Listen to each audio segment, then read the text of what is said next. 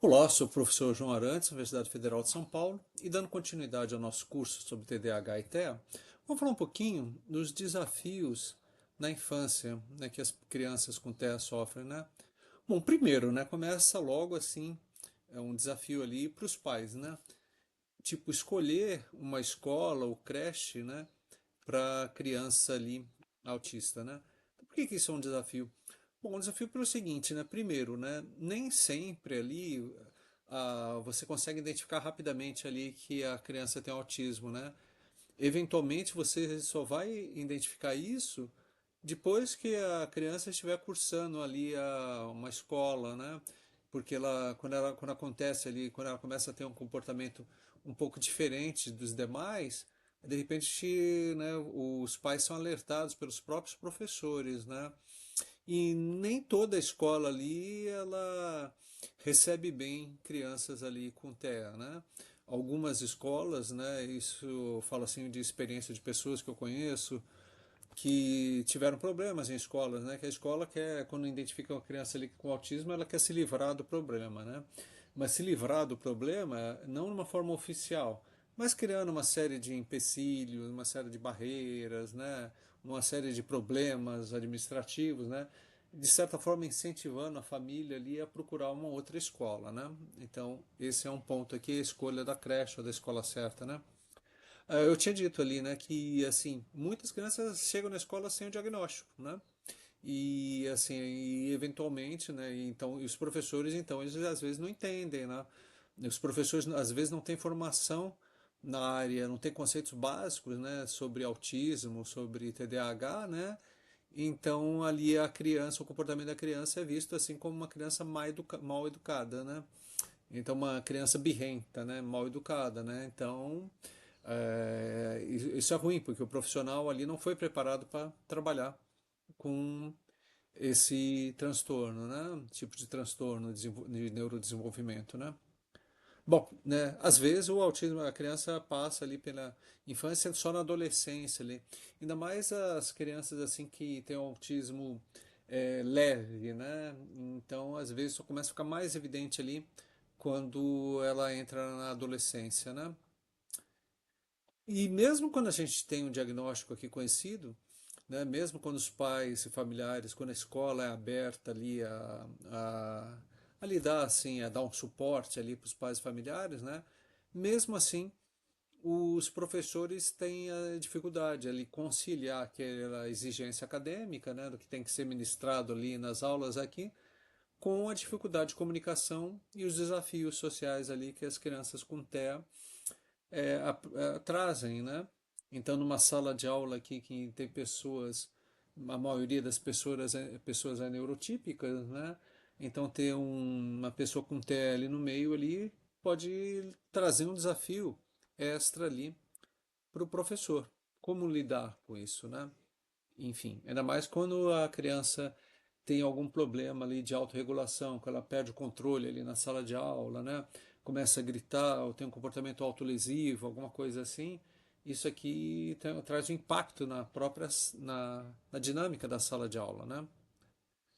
Ah, uma outra coisa que é interessante é o seguinte, que as escolas, primeiro, principalmente ali no ensino fundamental, né, normalmente são agitadas, coloridas, né, ricas de informação, né, o que pode ser uma sobrecarga aqui sensorial para a criança autista, né?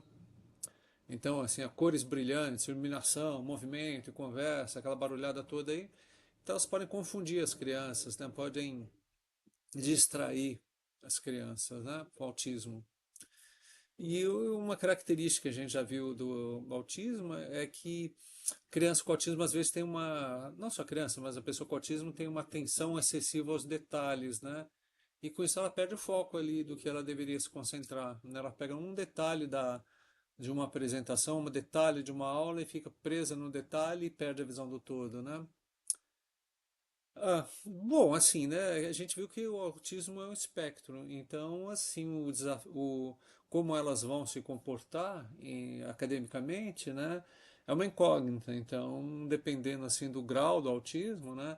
Às vezes a criança tem um autismo leve, ela se empenha muito bem na parte matemática, né? Ciências exatas, ou às vezes ali a criança, ela tem assim um autismo associado, por exemplo, com TDAH, né?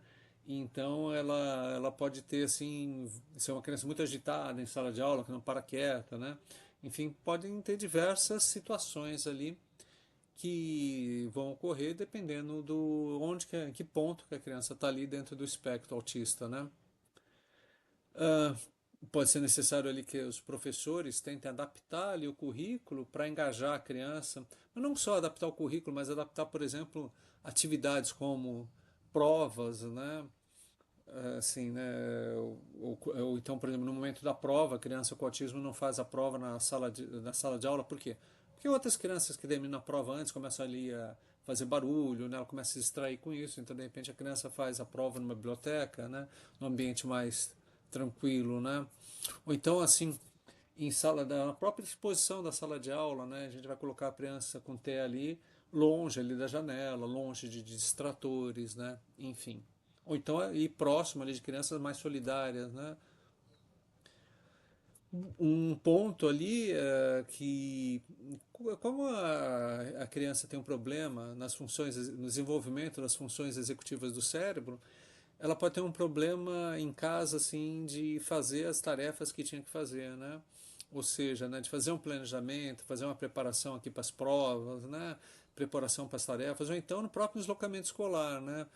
A criança ali tem um problema do sono, então para tirar a criança da cama, vestir, etc, para ir para a escola aqui pode ser um problema, pode gerar atrasos, né? E isso aqui pode, né, o atraso gera mais desorganização perde a aula, então pode trazer uma série de outros problemas aqui, né? Bom, assim, voltando ali ao ponto que é um espectro autista, então pode ser que a criança que tenha dificuldades em áreas mais abstratas, né, como por exemplo redação, né, leitura, escrita, né? E por quê? Porque ela tem dificuldade de entender, pode ter dificuldade de entender as emoções aqui ou ações dos personagens, né? Por outro lado, pode ser que as crianças com autismo se desenvolvam muito bem nas áreas aqui de ciência, matemática, ou então possam vir a gostar aqui de áreas como artes e músicas, por exemplo, né? Bom, assim, né? Outros desafios, é o desafio realmente sobre o ambiente social. Então, por exemplo, né, períodos não estruturados, o intervalo, né? Isso pode ser um desafio, né? Porque a criança ali, ela pode ter uma dificuldade de se integrar, né? Ela pode, nesses momentos aqui no intervalo, ela pode ficar isolada, né? Momento da fila, né? Ela pode sofrer bullying, né? Ou de repente ela não, se ela vem, o TEA vem ligado ali ao TDAH, ela pode não ter muita noção do tempo, né? Deixar para comer no último minuto, né? Na hora por exemplo, no intervalo do almoço, alguma coisa assim, né? E bullying é um comportamento, é uma coisa que pode ocorrer e geralmente ocorre aqui, né? Por quê, né? Porque a criança com TEA é mais ingênua, né? Ela tem às vezes uma dificuldade de fala, né? E isso pode levar os coleguinhas ali a fazerem bullying aqui, né? E a criança pode ficar nervosa, isso pode dar problemas de violência física e coisa e tal, né? Eu tenho umas estimativas aqui de pesquisas que falam que 40% das crianças autistas já foram vítimas de bullying, né? Que é um número maior ali do que crianças sem as crianças neurotípicas, né? Aí começa o efeito cascata, que o bullying leva a baixa autoestima, que pode levar a problemas de saúde mental, né? E esses problemas podem levar ao desinteresse da criança pela escola, levando a um baixo desempenho acadêmico, né? Então são problemas aqui, é um ciclo, é um problema sistêmico, né? Bom, falando um pouquinho sobre o impacto dos desafios na infância, né? Depois eu vou falar desafios também na adolescência, na fase adulta, tá bom? É isso aí.